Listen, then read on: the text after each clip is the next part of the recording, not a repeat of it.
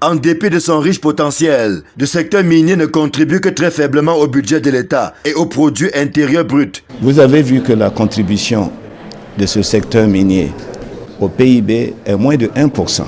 Même à la contribution du secteur minier au budget est de moins de 2%. L'étude réalisée par le Centre africain de développement minier montre que les problèmes de gouvernance et de structuration plombent ce secteur qui, en principe, devrait être le principal pilier de la transformation structurelle de notre économie. Quand on a mis la raffinerie sur pied, on était convaincus que nous n'aurons pas de problème d'approvisionnement, vu qu'il y a de l'or qui se produit au Cameroun. Mais nous nous sommes confrontés à ce problème parce que malgré les textes qui sont là, l'or continue à sortir fusionné et pas raffiné. Après avoir fait ce constat, nous sommes descendus sur le terrain. On s'est dit, bon, on ne va pas s'arrêter en si bon chemin, il faut qu'on entre nous-mêmes dans l'extraction. On a demandé avoir un permis et ça fait plus de 6 mois qu'on attend.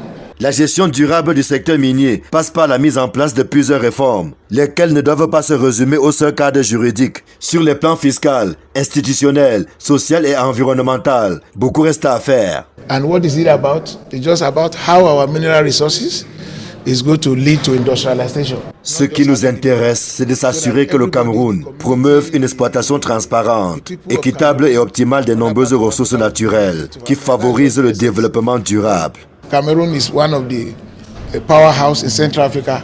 Le Cameroun, on le sait, dispose de tous les atouts pour être la locomotive en Afrique centrale et même au-delà. Il faut juste un réel engagement à bien faire les choses. Et nous espérons que notre rapport servira de boussole. And ensuring follow all the standards to ensure that people and government benefit more. That is the essence of these things.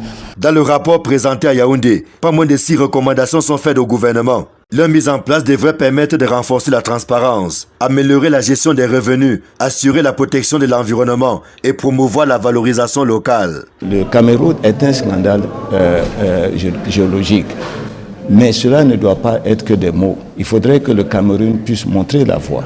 Cela passe nécessairement par des réformes profondes, à commencer par la tsunami.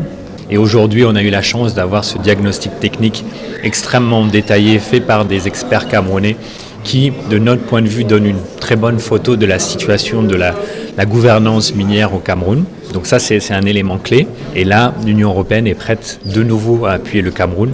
Le secteur minier camerounais reste dans un stade embryonnaire, avec une réelle volonté politique, soutenue par un renforcement des capacités institutionnelles. Le Cameroun peut transformer ce secteur en moteur de croissance inclusive, de transformation structurelle de son économie et d'intégration régionale.